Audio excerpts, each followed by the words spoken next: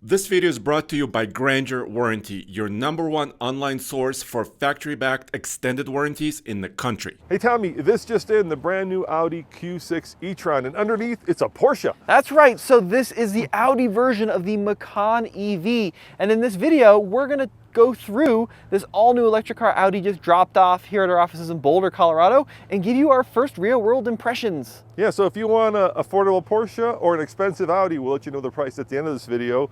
Stick with us. So, what do you think? First impressions? Well, there's a lot I like about it. I like the size of this vehicle. I like the fact that it has about 295 miles of range from a 100-ish kilowatt-hour battery, 0 to 60 in the mid-4-second range. So there's a lot to like, but what I like most about it, first impression, I like that it's got some interesting design. So some of the Audi EVs in the past, specifically the Q4, are very roly-poly. They're kind of smudgy in some of their angles, but I like how everything's kind of squared off and chunky on the front of this Q6. And you know what I like, Tommy?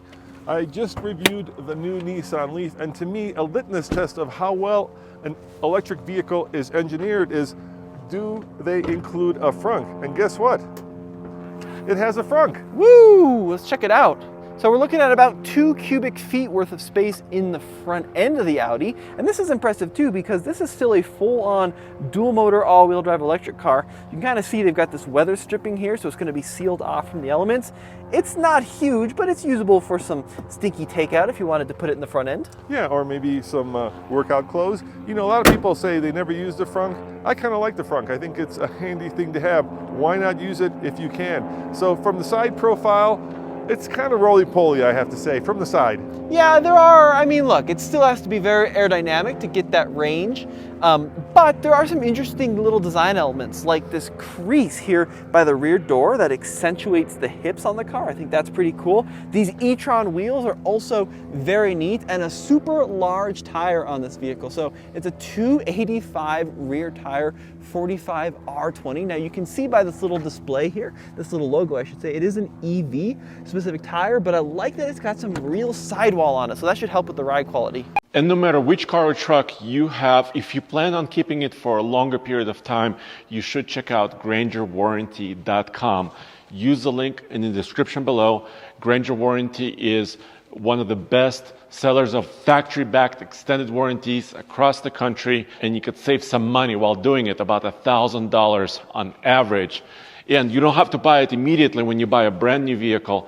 You could wait a little bit and then get that warranty. And when your truck needs service, you can be sure that they're using certified components, OEM quality stuff, and the work is done at a certified facility or a dealership anywhere across the country.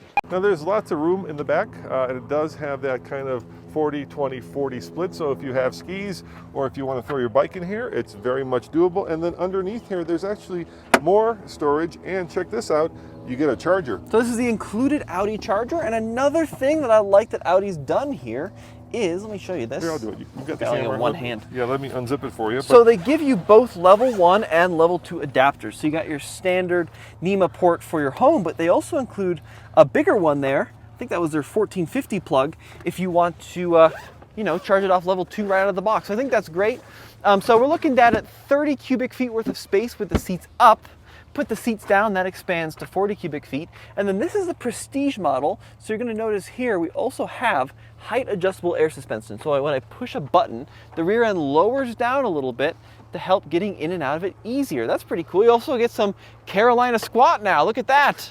Yeah, because you're trying to load stuff in, so it gives you, now it just came back up. It's pretty cool, I like that. Yeah. Let me show you something really cool as well. It's got not one, there it goes, it's powered, but 2 charging ports. Come around the other side, it's got another one over here. You might be wondering, why do you need 2 charging ports? Well, one is fast charging. In other words, you can fast charge on the passenger side. I'm not a big fan of this electric. It's coming. Okay, yeah, it's just slow and awkward, and I think it'll break at some point. But this is your side where you could do fast charging right here. Oh, geez.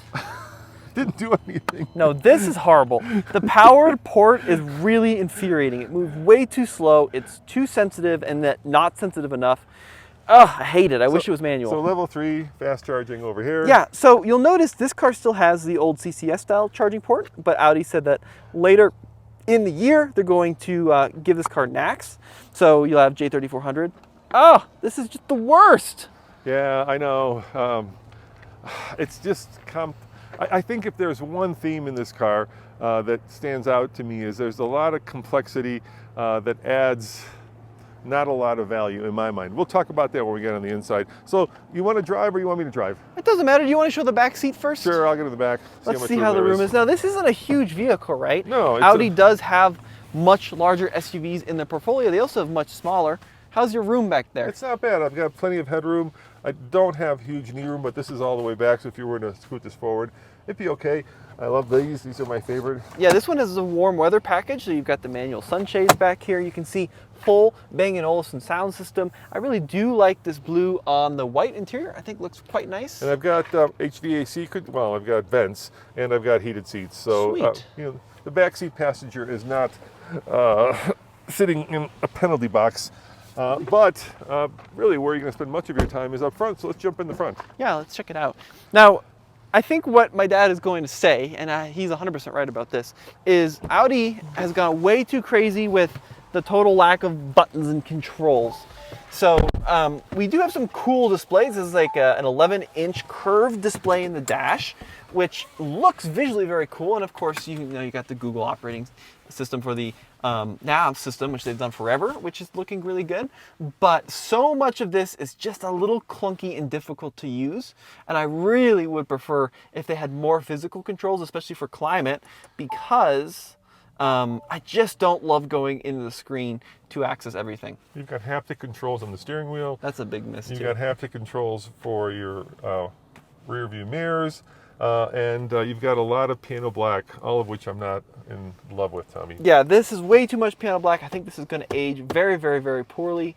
You even have piano black by the USBs, which is silly because when you're trying to plug them in, you're going to miss and scratch that up. Now, this Prestige does have the passenger display here. We're listening to TikTok radio, Dad? What the heck are we doing? I don't know. It's one of those things that has come into vogue recently. TikTok radio? No, a passenger screen. And I'm not sure that a passenger needs a screen, especially if you have a phone, which most people do now, because personally, if I were sitting there, I'd rather use my phone than that, but there it is. Look, you can change different themes. Track at night. Wow. Preview. Let's see what that's Let's like. see what that looks like. So that gives you racetrack themes throughout. Look at that. This is just a lot.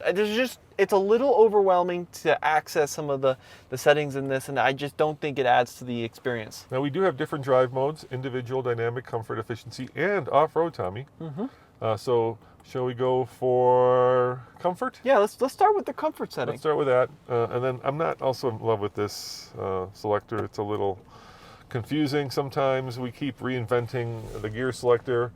And I think at some point, let's settle on one form of putting the car in gear. Wouldn't that be great?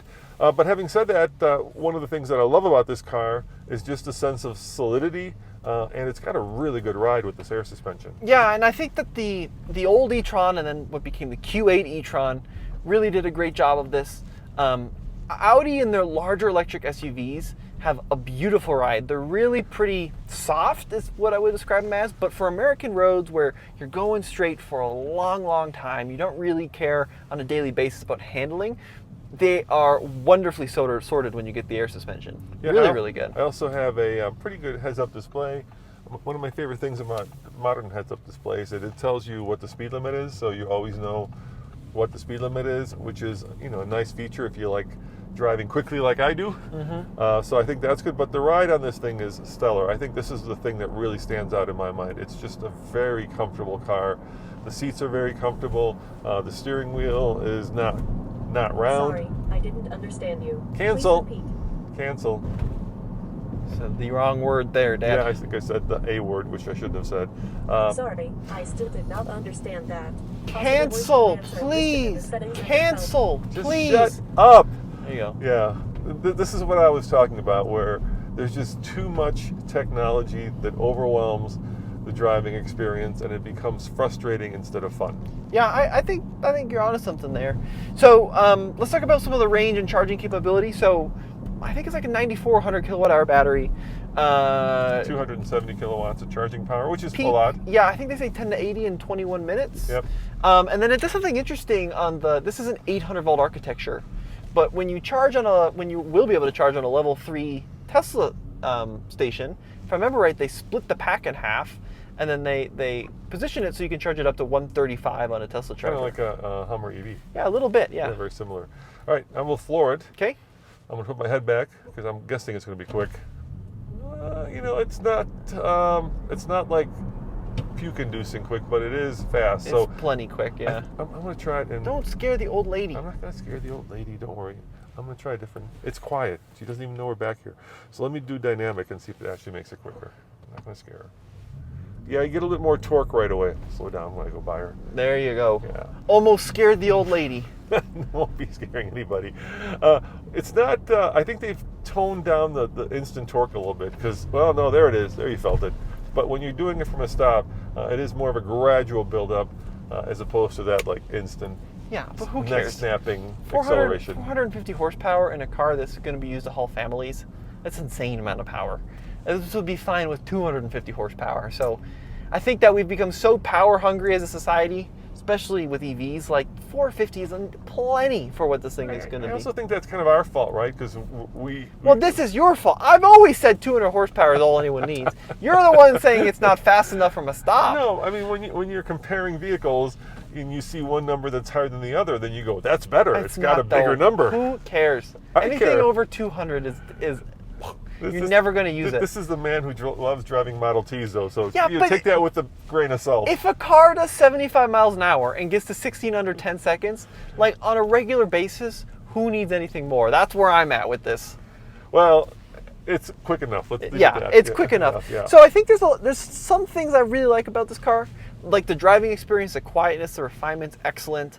I think that the interior design is cool with some of the little wood trim, some of the silver accenting. Yeah, it feels expensive. The seats are good. And that's because, Tommy, it is expensive. So let's talk about that. So we've got the Monroney right here, and we are looking at as tested price of $77,240. Yeah. The nice number here is only $1,295 destination. Yeah. And Audis come from Europe, so this would have been built Ingolstadt. Ingolstadt. So, you know, compared to now the Expedition we had, Yeah. the delivery and handling on that destination charge is $2,400. Yeah, and that's made in the U.S. So Yeah. that's kind of nuts. I think, like, look, my take with this car, 77's a lot of money, but if you compare it to really any Macan EV, it's a hell of a bargain, and you get a lot of the same engineering, a lot of the same, you know, battery componentry and build quality just for a lot less money. Yeah, but in America, people like big and they like value. And for $77,000, you can go get yourself a Tahoe. You can probably get yourself a base Expedition, No, which is a but- 3-row, No, but this is not gas-powered. It's not the same category,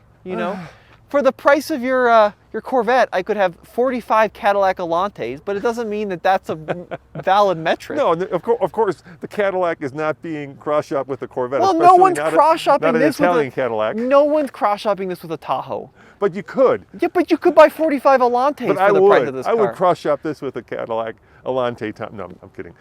We just got one, by the way. That's what we're talking about it. So head on over to TFL Classics if you want to see that. Look, it's a very well built. It's a very well engineered. It's a very good looking, and it's a very expensive feeling car. And I think that is all good. It's also fussy and overly technologically endowed, which would be something that I would consider if I were buying this car. Yeah, I think you're on the money. Well, guys, let us know what you think in the comment section below. Would you buy a Q6 e-tron? And head over to All TFL. We got more videos on this thing coming soon. Yeah, we'll see you next time. Ciao. You're going to take a weekend, aren't you? You're going to go drive this thing? Yeah, I am. I'm going to go see what it's like. Yeah, I'd like to see a long-term review of it.